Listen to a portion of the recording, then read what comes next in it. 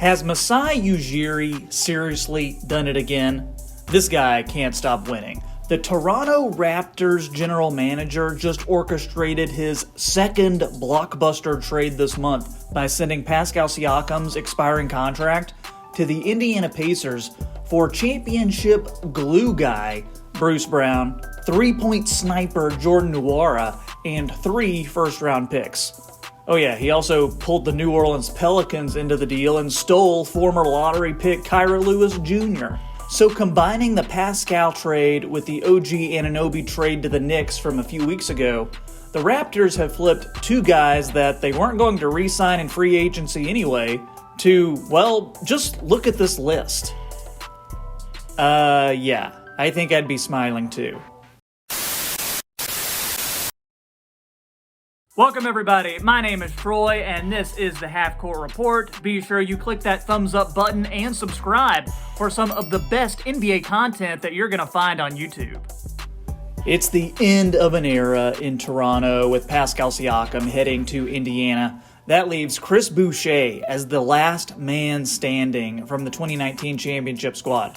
So with Siakam now gone, the direction that we saw forming for a while has been officially cemented for this Raptors team.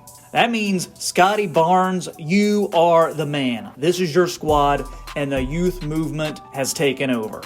The first question to consider is whether the Toronto Raptors can still get into the playoffs without Siakam. They've already brought in RJ Barrett and Emmanuel Quickley this season in that Knicks trade, so the roster reshaping has been going on for a little bit of time now. But how does losing Siakam and bringing in Bruce Brown help Toronto stay competitive enough to make a run to the playoffs? And for that matter, is it even in the Raptors' best interest to try and win? Should they just go ahead and tank to get a top draft pick instead? So let's look at all that. In my opinion, it's preferable for the Raptors to now pivot to flipping Bruce Brown for more assets to add to the young guys. Brown was a huge piece of Denver's championship run last season, and he will have a number of suitors from contending teams willing to offer a young player and a pick for his play and championship experience. Brown is a rugged defender that can guard 1 through 4, then add in his three-point shot. The guy can fit into most any team. He can also play make a little bit. He showed in the NBA Finals that he isn't afraid of the big moments. Add all that together, I would look for a trade of Bruce Brown to happen before the trade deadline in February. Regardless though, he is a nice trade chip for Masai to dangle out there. And in today's NBA, where teams hoard draft picks like Scrooge McDuck hoarding his gold coins, the Raptors get to add to their coffers with 2 first-round picks in 2024. One is coming from Indiana, so that'll look to land somewhere around pick number 20. The other will be the worst pick among Utah, the Clippers, Houston, and Oklahoma City. You can expect that to be somewhere in the 25 to 30 range. So those are all very usable trade chips for Masai. Or he could decide to find a cost-effective young guy to add to the roster. Then the third first-round pick is another Indiana pick that can be conveyed in 2026. Fortunately, the Raptors have drafted exceedingly well in the late first round with Masai at the helm. Between 2015 and 2017, they were able to land DeLon Wright at number 20, Pascal at number 27, and OG at number 23. Let's just not talk about Malachi Flynn in 2020.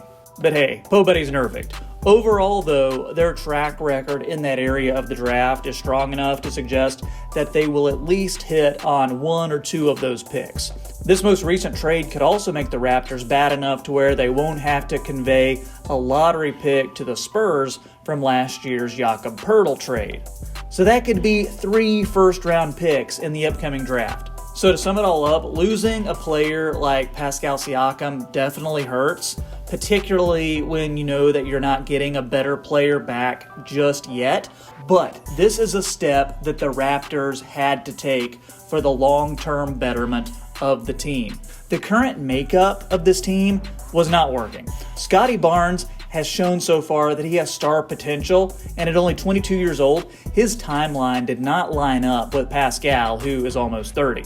So this is a great return for Siakam, giving his free agency status and his potential to bolt to another team this offseason. Guys, that's what I think, but let me know in the comments, what do you think about what Masai Ujiri has been doing for the Raptors, and what is your outlook for this team for the remainder of this year? Since you've watched this far, be sure to drop a like for the YouTube algorithm.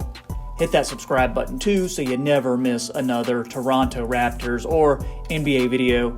Be sure you check out some of the other content that I have on this channel as well. I most recently did a video about another international prospect that I am watching, and guys, his name is Hansen Yang, and he could be the next great unicorn to make his mark on the NBA. Did a whole video on him. Check it out. Let me know what you think, and I will catch you next time on the Half Court Report. Have a great day.